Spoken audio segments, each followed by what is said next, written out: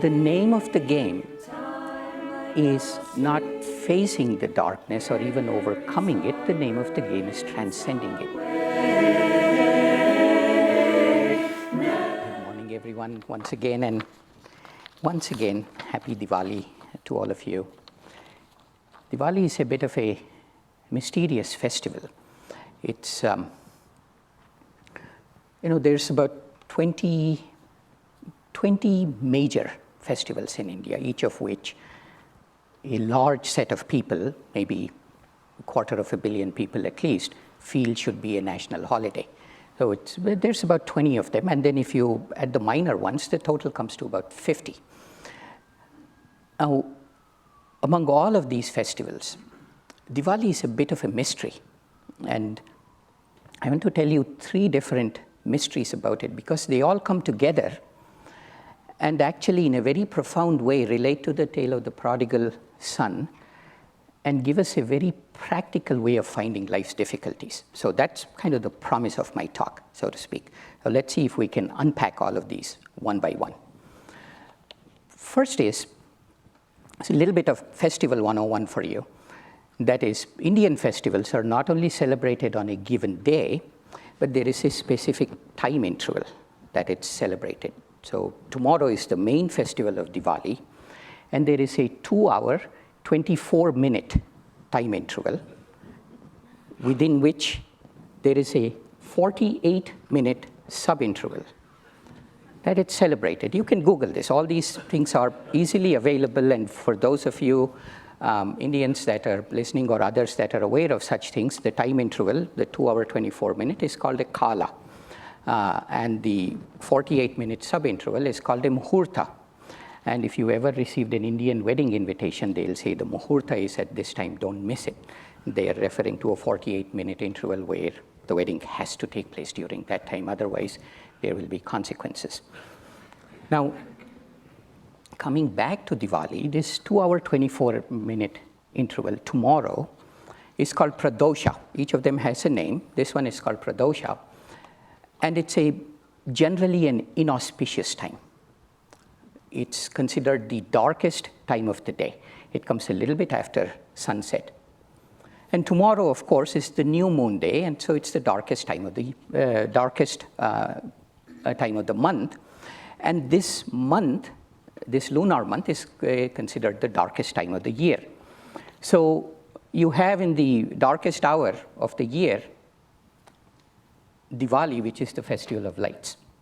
Okay, just keep that in mind, and that's the heart of what I'm going to talk about. Second, if you look at 2 images of Divine Mother here, look at the contrast between them. Just meditate on it for a little bit. The one on the left is Kali, and as the chant said, well, there is another chant. This one didn't say this. Who tells me thou art dark, O my Mother Divine?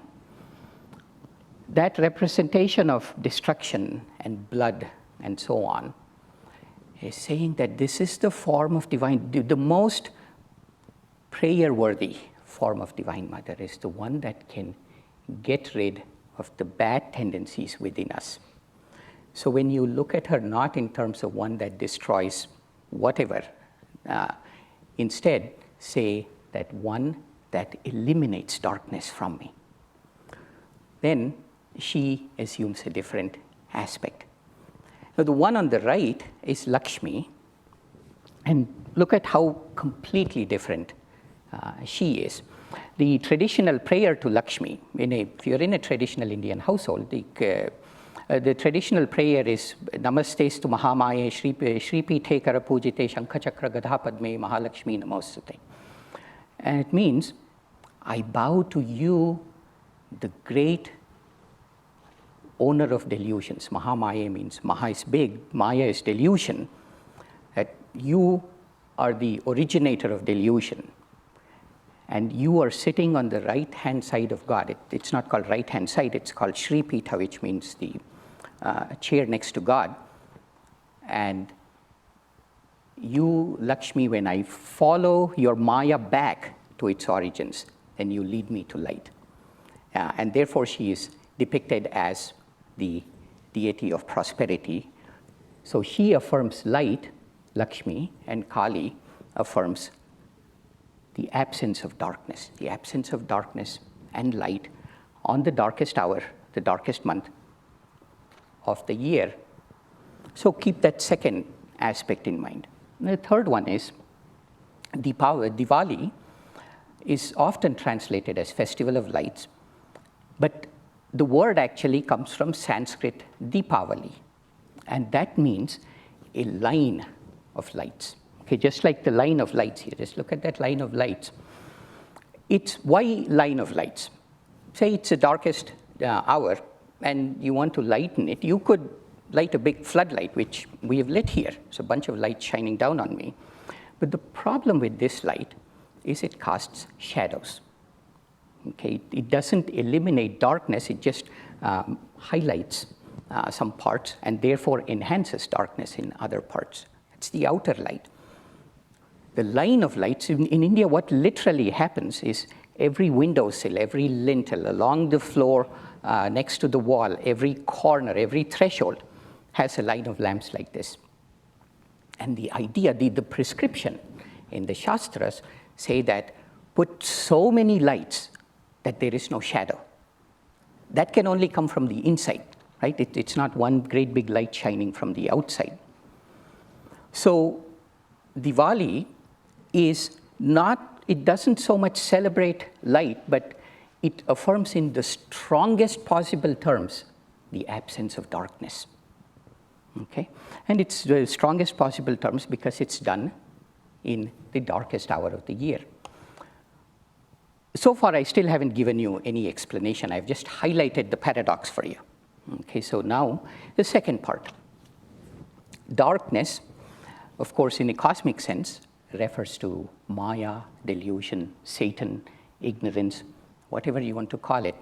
It is that active force that takes us away from God consciousness. It's the active force within us that takes us away from God consciousness. And once we are in that place, once we've turned our back to that God consciousness, we are in the realm of duality. So just like in a year, in summer, it's light, and in winter, it's dark.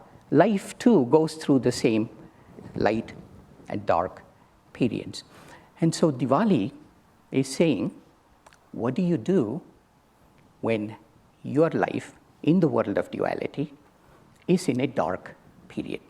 What do you do when it is completely dark? Normally, when we encounter suffering in life, there's a verse in the Bhagavad Gita. It comes from chapter 14. It's verse number 5. It's one of the most profound shlokas in there, and it goes something like this: Sattva rajastamo iti gunaha prakriti sambhavaha nibadhanti dehe dehinam avyayam. It says that the infinite soul, which is who I am and you are and everybody is, how did it become finite? Because under the influence of outward attachments, it said, I am only happy when I have what I like, and I'm unhappy if I don't have what I like, and therefore it became limited. So the periods of darkness, we have to look at it from this perspective. That's what Diwali is saying. What do we do? Well, the three usual ways of reacting to that is we say, well, I'm going through difficulties because somebody else did it, because of this person. Somebody at work unfairly got promoted. Somebody whom I put out a lot of love to completely went against me. And all of that kind of stuff. You go and find someone else to blame. Or the flip side of it, say, I give up. This is too hard for me. I just want to lie down and sleep. Now, this one it has consequences. It has consequences of anger. It has consequences of fear. It has because it will come back. This chicken will come back home to roost. It's not going to go anywhere because the cycle comes up. There's a good time in life and then comes back down, except this time it's even deeper.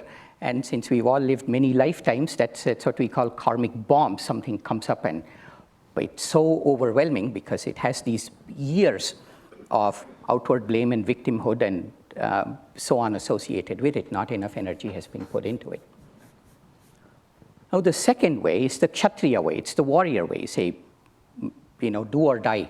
That something bad happens, something, our plans go awry, and then we just instinctively, reactively fight and to change it, to take it back to how it was. And that can be good, of course. It's better than blaming someone else. And in fact, this is what we are taught, to fight the battle of life. But that's not exactly the battle of life that's being talked about in a spiritual sense. Because the trouble there is we tend to ignore something else that might be trying to happen, which comes in the guise of this difficulty. One of my brothers, he was a marvelous speaker. He had this gift of gab, and he could talk to anybody about anything and make them interested, and more often than not, convert them to his viewpoint. You'd only later realize the guy was completely wrong, but in the moment, you'd be in there. And that's it. It takes some energy. So naturally, in the 70s and 80s in India, he was a life insurance salesman. Those of you of a certain age kind of know this. Back then, people went around and sold life insurance, and gift of gab was important. And he met with a motorcycle accident, and he broke his knee, he broke his femur, and he broke his hip. And given the state of medical science in India back in those days, he had multiple surgeries. They repaired him, but the doctor said that you really cannot go back to walking the 10 miles and visiting 50 clients every day that you used to do. Your lifestyle has to change. But then he fought back. It was extraordinary, the amount of energy he brought into it.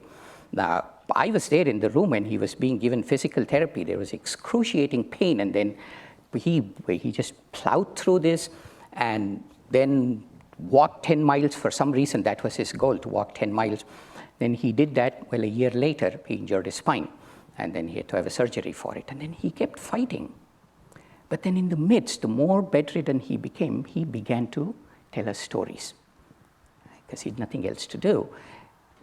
And then a different part of him came out. It was so inspiring to all of us just to see him turn this gift of gab inward and bring out all these extraordinary things that were hidden in the vast mythological corpus of India. And he used to tell us stories about Shakespeare, Hamlet too. That's when I heard it from him.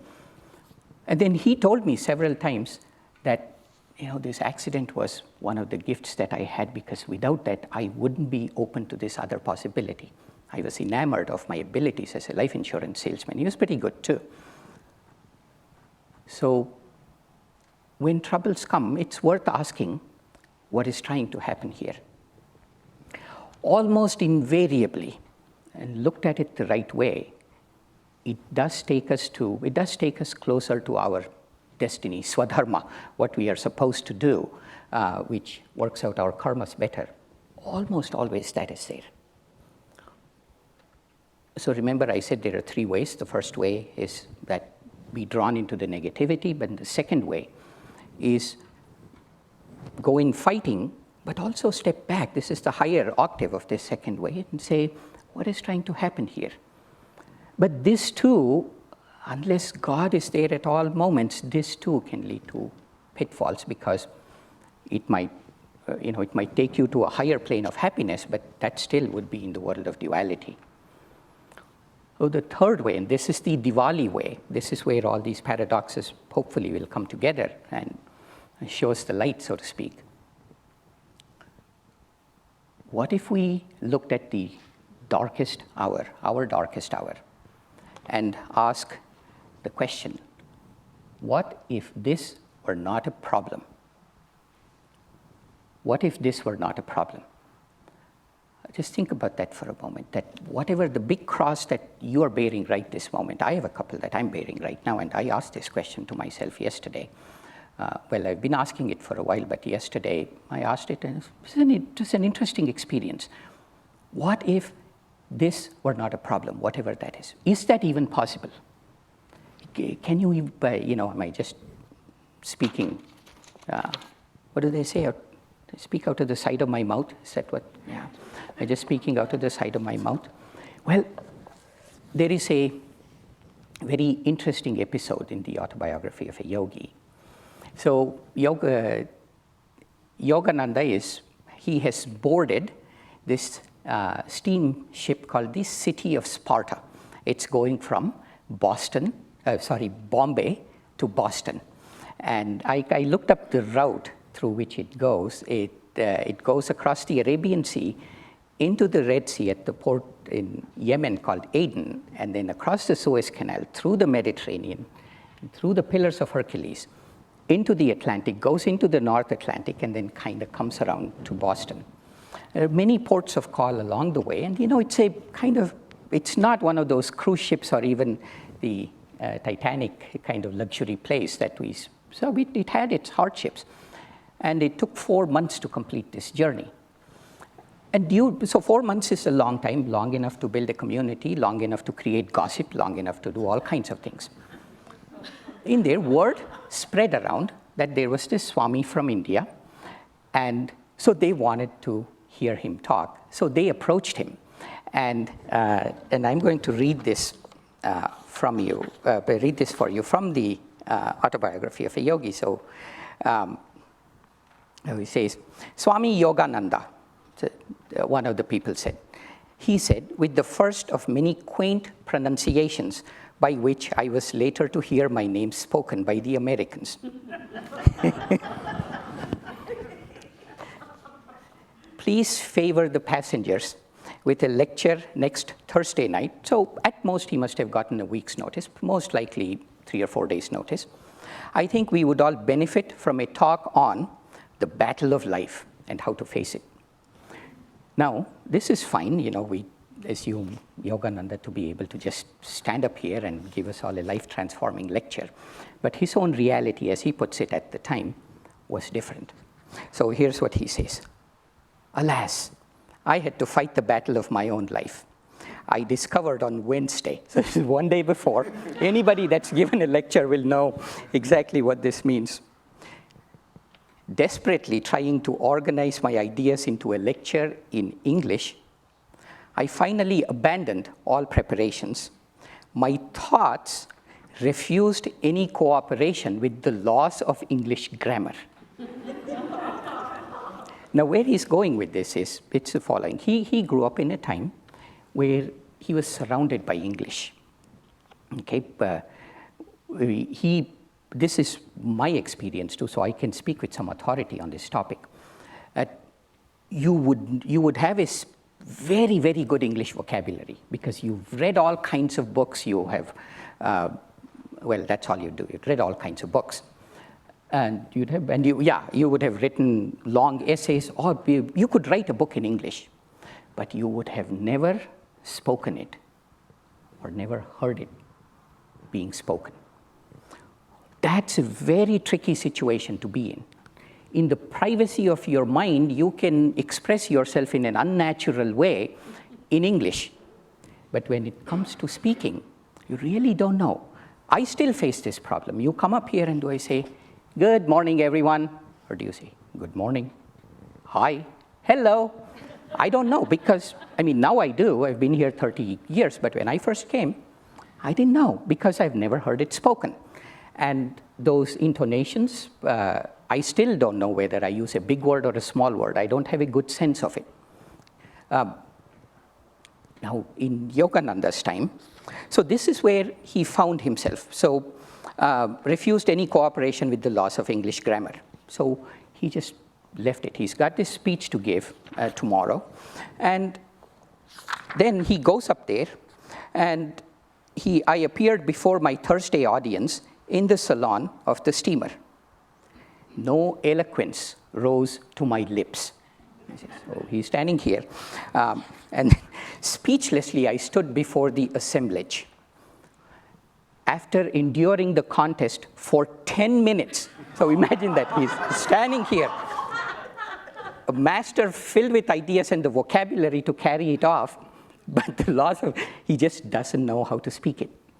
For 10 minutes, he stands there, and the audience realized my predicament and began to laugh. The fact that it took them 10 minutes to laugh shows you how well-mannered people were 100 years ago. And Yogananda continues, the situation was not funny to me at the moment. Indignantly, I sent a silent prayer to Master. Think about this for a moment. This is a big problem for him, right? He's standing here. 10 minutes later, no word of eloquence rose to his mouth. He doesn't think of it as a problem. What if it isn't a problem?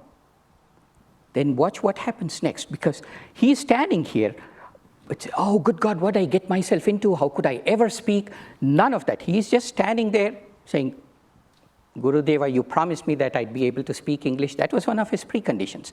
Coming to US, he asked his guru, I've only spoken to you in Bengali. How can I speak in English? And then Yukteswar said, no, don't worry, God will be with you. So he's standing there. And then I sent a silent prayer to Master. And then Yukteswar responded in his mind. He says, you can speak. His voice sounded instantly within my consciousness. My thoughts fell at once into a friendly relation with the English language. 45 minutes later, the audience was still attentive. The talk won me a number of invitations to lecture later before various groups in America. So this is a miracle. When you, in your darkest hour, and you say, what if this were not a problem? What if in the darkest hour, you light a line of lamps, so many lamps, that there is not even a smidgen of doubt that this is exactly what is supposed to happen. Then you stand there. You see, this is what happens. Yogananda modeled it for us, saying, in your darkest hour, be like Diwali. Deny the darkness outside because your own reality is much higher. Now, the Yogananda says that he didn't know what he spoke, and therefore it had a practical problem for him. He said, did I do well? Did I not do well? I literally don't know what I spoke. So he goes on to say, I never could remember afterward a word that I had spoken. By discreet inquiry, I learned from a number of passengers. So he must have gone and asked, hey, how did I do? What did I say? Like, you can just imagine. And then they said, you gave an inspiring lecture in stirring and correct English. At this delightful news, I humbly thanked my guru for his timely help, realizing anew that he was ever with me, setting at naught all barriers of time and space. You see, that is what Diwali does. That's where all these paradoxes come together, because the name of the game is not facing the darkness or even overcoming it. The name of the game is transcending it. We had a set of wonderful souls that got their Kriya initiation yesterday, and all of us joined in that grace and blessing. And we reaffirmed our Kriya Diksha also yesterday. And for Kriya Bandhs, we light the line of lamps in our spine along the chakras. That's what Kriya does, is when things are happening outside, we say, let's go inward and reaffirm the light in the spine, worship at the altar of the spine, light the line of lamps at the chakras. Lahiri Mahashai, Yogananda's guru, Sri Yukteswar, his guru, Lahiri Mahashai, he used to say to all of his disciples, no matter what the problem was, do more kriyas, do more kriyas. And it's because that's Diwali. It's the darkest hour or the brightest hour, doesn't matter. Always light a line of lamps, because that line of lamps, like an airplane emergency situation, lights the way to our exit. So we can get out of this plane crash that can become our lives if we don't bring God into it. So that is the message of Diwali. Happy Diwali to all of you. Let me finish by reading this excerpt from Whispers from Eternity. Demand for thy light. I am here before thee, O Father, throwing again and again the shafts of my prayer to pierce the bulwarks of thy dark silence. Shell after shell of my yearning for thee shall break down the ramparts of my ignorance and my delusion. I invoke thee to cast about me the searchlight of true wisdom, that I may find thee in the broken castle of my ignorance. Om Shanti, Shanti, Shanti.